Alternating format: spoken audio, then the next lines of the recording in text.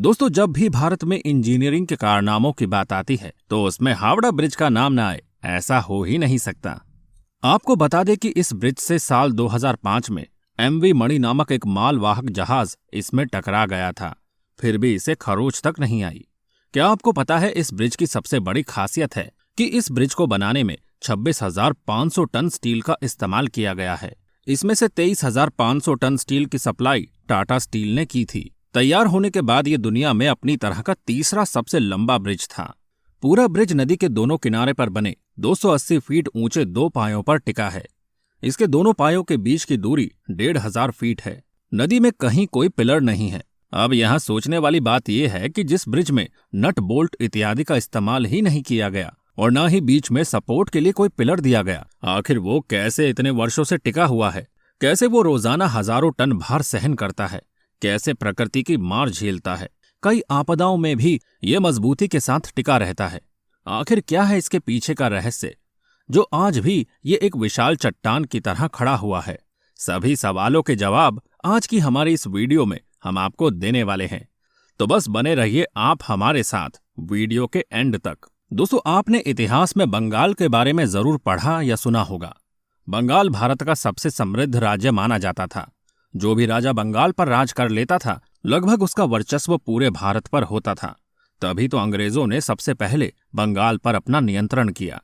बंगाल पर नियंत्रण करने के बाद पूरे भारत पर नियंत्रण करना उनके लिए आसान हो गया था। तो आप इससे ही अंदाजा लगा सकते हैं बंगाल की हमारे देश में शुरू से ही कितनी अहमियत रही है, जिसकी राजधानी कलकत्ता हुआ करती थी। जी हाँ दोस्तों, वही कलकत्ता जो कि पहले भारत की भी राजधानी हुआ करती थी, जिसे आज हम कोलकाता के नाम से भी जानते हैं। आप ये मान लीजिए बंगाल हमारे देश का मुकुट है और हावड़ा ब्रिज उसमें जड़ा हुआ हीरा। 3/4 सदी से कोलकाता की पहचान बना हावड़ा ब्रिज, जिसे रविंद्र सेतु नाम से भी जाना जाता है, अपने इस लंबे सफर के दौरान कई ऐतिहासिक घटनाओं का गवाह रहा है। इसने जहां द्वितीय विश्व युद्ध के दौरान भारी बमबारी झेली, वहीं स्वाधीनता आंदोलन, देश की आजादी और बंगाल के भयावह अकाल को भी देखा। दिलचस्प बात यह है कि पूरी दुनिया में मशहूर और सैलानियों के आकर्षण का केंद्र रहे इस पुल का औपचारिक उद्घाटन तक नहीं हुआ था। सत्यजीत रे से लेकर रिचर्ड एटनबरो और मणिरत्नम जैसे फिल्मकारों को भी अपनी सुंदरता से लुभाता रहा है। यहाँ अनगिनत फिल्मों की शूटिंग हो चुकी है। आज जहाँ मशहूर हावड़ा ब्रिज खड़ा है, पहले वहाँ कोई भी पुल नहीं था। लोग आने जाने के लिए सिर्फ और सिर्फ नाव पर ही डिपेंड थे। इसके पहले हुगली नदी पर तैरता हुआ पुल हुआ करता था, पर नदी में पानी बढ़ जाने पर इस पुल पर जाम लग जाने से ये चलने लायक नहीं रह जाता था। 1937 से नया पुल बनना शुरू हुआ। इस ब्रिज को बनाने का काम जिस ब्रिटिश कंपनी को सौंपा गया, उसके सामने एक शर्त रखी गई कि पुल के बीच में कोई भी पिलर ना हो, ताकि पुल के नीचे से जहाजों का आगमन बिना किसी बाधा के होता रहे। और ये भी कहा गया कि भारत में ही बने स्टील का इस्तेमाल करें। इस ब्रिज में ज्यादातर भारत का ही स्टील लगा है, जिसकी पूर्ति टाटा स्टील ने की थी। इसे बनाने के कॉन्ट्रैक्ट के लिए 20 से भी ज्यादा कंपनियों को चुना गया था, जिसमें जर्मनी की एक कंपनी ने सबसे कम की बोली लगाई। लेकिन विश्व युद्ध और राजनीतिक कारणों से इस कंपनी को कॉन्ट्रैक्ट नहीं दिया जा सका। आखिर में 1935 में इसका कॉन्ट्रैक्ट एक British company Cleveland bridge and engineering company limited को दिया गया था। लेकिन इसका design Brathwaite burn and Jessop construction company limited नामक कंपनी द्वारा किया गया। आज जहां हावड़ा ब्रिज है, दरअसल वहां कभी पोंटून सेतु था, जिसे विकसित करके हावड़ा ब्रिज बनाया गया। शुरुआत में इसका नाम न्यू हावड़ा ब्रिज था। 14 जून 1965 में बंगला साहित्य के महान कवि, प्रथम एशियाई और प्रथम भारतीय नोबेल पुरस्कार विजेता रविंद्रनाथ टैगोर, उनके सम्मान में इसका नाम बदलकर रविंद्र सेतु कर दिया गया। लेकिन आज भी अधिकतर लोग इसे हावड़ा ब्रिज के नाम से ही जानते हैं। इसे बनाने में 26,500 टन स्टील खपत हुई थी, जिसमें से 87% स्टील टाटा स्टील कंपनी द्वारा खरीदा गया था। इस परियोजना के लिए सारा स्टील इंग्लैंड से लाया जा रहा था, लेकिन जापान की धमकी की वजह से सिर्फ 3,000 टन स्टील ही लाया जा सका। बाकी स्टील की खरीद टाटा स्टील से की गई। ये पुल 2,313 फीट लंबा और 269 फीट ऊंचा है। इसकी चौड़ाई 71 फीट है, जिसमें दोनों तरफ 15-15 फीट चौड़े 2 फुटपाथ भी हैं। ये पूरा पुल उच्च तन्य मिश्र धातु स्टील का बना हुआ है, जिसे टिस्क्रोम कहा जाता है। इसकी क्षमता 60,000 टन वजन सहने की है। लेकिन बढ़ती जनसंख्या ने ट्रैफिक को इतना बढ़ा दिया है कि आज हावड़ा ब्रिज पर हर समय 90,000 टन का वजन रहता है। इसीलिए कई ट्रामों और ज्यादा वजनी ट्रकों को दूसरे रास्तों या पुलों पर स्थानांतरित किया जा रहा है। ये पुल बेहद मजबूत है और बरसों से बंगाल की खाड़ी के तूफानों को सहन कर रहा है। यही नहीं, 2005 में 1000 टन वजनी कार्गो जहाज इससे टकरा गया था। तब भी पुल का कुछ नहीं बिगड़ा था, बस थोड़ी बहुत मामूली सी क्षति हुई थी। इसकी खासियत यह है कि इसके निर्माण में स्टील की प्लेटों को जोड़ने के लिए नट बोल्ट की बजाय धातु की बनी कीलों यानी रिवेटस का इस्तेमाल किया गया है। जब इसका निर्माण हुआ उस समय ये पूरे विश्व में तीसरा सबसे लंबा पुल था। आज ये अपनी तरह का विश्व का छठा सबसे लंबा पुल है। हावड़ा ब्रिज की देखभाल की जिम्मेदारी कोलकाता पोर्ट ट्रस्ट KOPT की है। इस ट्रस्ट की स्थापना हावड़ा ब्रिज की स्थापना से भी 73 साल पहले सन 1870 में हुई थी, जिसके वर्तमान अध्यक्ष विनीत कुमार हैं।